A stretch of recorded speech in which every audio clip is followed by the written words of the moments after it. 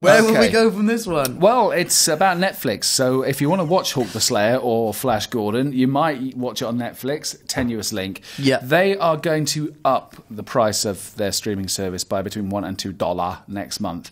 That is going to happen within the next kind of few weeks, and that's going to be for people that are new to the service and only in the US at the moment. They did this in Ireland, where it didn't really seem to affect things too much. Not many people suddenly said, hang on, I'm not paying extra for this. They've kept with it.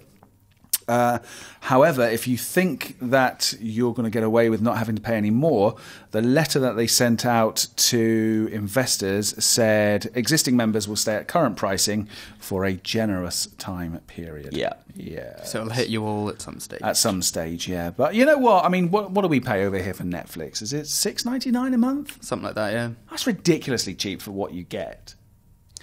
Yeah, until you travel to America and see how much they get and realise, actually, we're being ripped off a bit.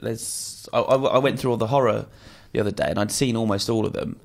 And then I go to America and there's, 5-6 times the amount of horror on there. Right. And it's like, I want that library, not this library. Yeah. I guess that's a rights issue, is it? Because obviously when a movie is made, normally what happens is one company will own the rights to show it in the US and America and places like that, and another country will get European rights, and maybe another company will get rights to show it somewhere. And they were quite late to the party over here, weren't they? So I wonder if Love Film have snapped up a lot of... You mean Amazon Prime? Amazon Prime, sorry. The exclusivity on a lot of these titles initially. I don't know, I'm just speculating, but...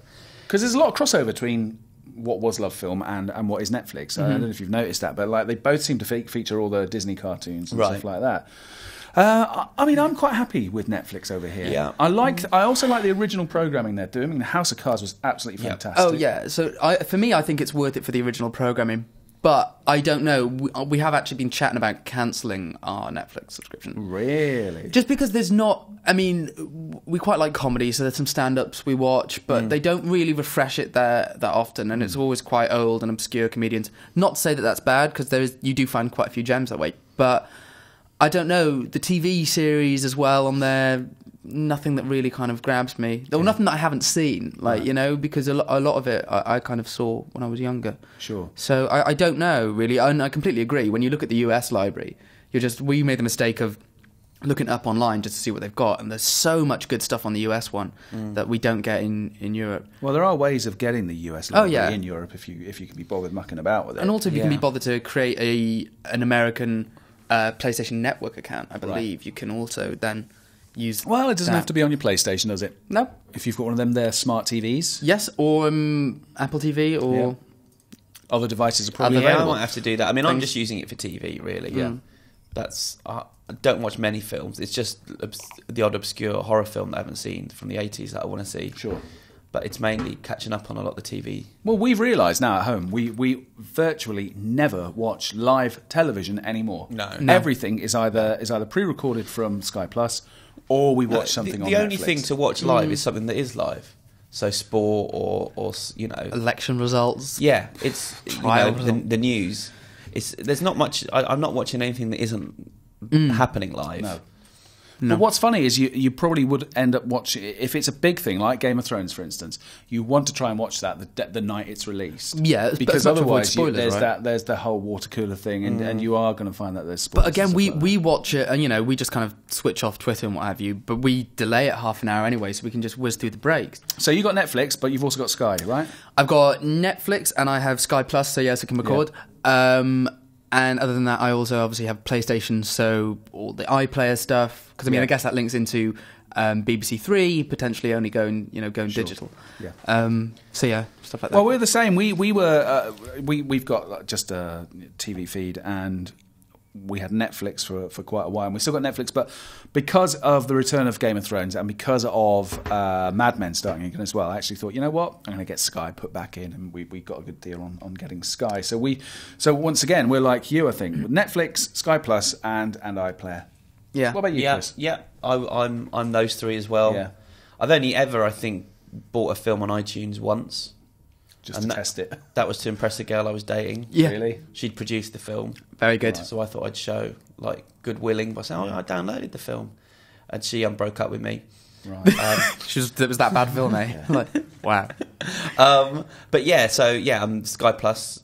Yeah, Sky I'm using for, obviously I watch all my sport on there, but also Mad Men and. So you're spending the thick end for Sky then, if you're probably if you're too much. Like I should drop. drop the TV channels. I think we're. But then paying when you've too got the much. sport and the other stuff, the way they They do it, it's not worth your while dropping anything else may as because well keep the film. Because the thing is, we don't have the movie channels. We're still getting charged a lot, but we also have them doing broadband and stuff like that. Sure. But we don't have the movie channels, and actually, I think the movie channels are something that are quite worthwhile because they do seem to come out quite reasonably quickly after. I think they're within it's not a 12 or big 18 months, aren't they? Yeah. So I the movie channels are the one thing that I miss. I mean, to be honest with Sky, it's mainly, as you say, Game of Thrones, and also I just have Sky News on in the morning when I'm getting ready for work, and in the evening when I come home and cooking dinner, just because keep up with the events of the world. I've dipped my toe. What's good about Sky, I think, is the catch-up service on it. It is really good. So as a result of that, we've watched all of Modern Family, which I think is a really good comedy. We've dipped our toes into Hannibal, which I'm 3 episodes in and I'm still unsure about it. I don't know if you've seen any of it. No, not your cup of tea. I debated watching it, but I can't remember why I decided not. I think I had quite a lot on. It's scary and violent. You don't like scary and violent. I think that might have been it. Yeah. I remember, I think I was going to watch it, and then I realised exactly what it was about, and I was like, it's pretty gruesome. not for me. And Girls, I've been watching as well. I want to watch Lena Girls. Dunham's Girls, I think, is remarkably good. Yeah. Almost too close to the bone and too truthful. Yeah. It is quite difficult to watch sometimes. Quite painful. Real life. Yeah. Yeah. What about this Amazon Love Film then? So Love Film is now Amazon Prime. Yes. Anyone using that, what would be the point of using that service? Well, they have catch-up. They have box sets on there that aren't available on Netflix, right? And I'm assuming they've got stuff on there that's not available on Sky either. So that would be the point of that. But the thing is, you could end up, if you've got Netflix and you've got Amazon Prime, you're looking at spending 20-odd quid a month, aren't you, just to get those 2 services? So I'm also a subscriber to Spotify as well for £10 a month. Yeah, me too. Hang on, and that's £10 a month for music. But you're getting all this TV through Netflix for £6 a month. I don't subscribe to Spotify. I Do just not? no. I You put up with the adverts. Yeah, I put up with the adverts, or other than that, I just make YouTube playlists. That's how the kids do it. Wow, I didn't know that was a thing. How the kids do Well, it. no, I just make YouTube playlists. So then when I'm at work, crack open my browser and just hit play and just don't have to think about it. Wow. I know. I miss the days when there were 4 channels. I bet you miss the days when there were 3. I distinctly remember Channel 4 launching. Getting very excited about the launch of a 4th television channel. I read Jennifer Saunders' autobiography on holiday, and she talked about the fact that the comedy strip played on launch The night. comic strip, not the comedy strip. The comic strip. I'm just on fire today. I'm still in holiday mode. Leave me alone. Yeah, that would have been 5 Go Mad in Dorset, wouldn't it? The early comic strip episodes, which were absolutely terrific. And Brookie. Yeah.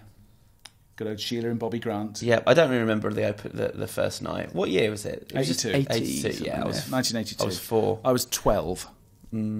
I was not born. You I was brilliant. not here.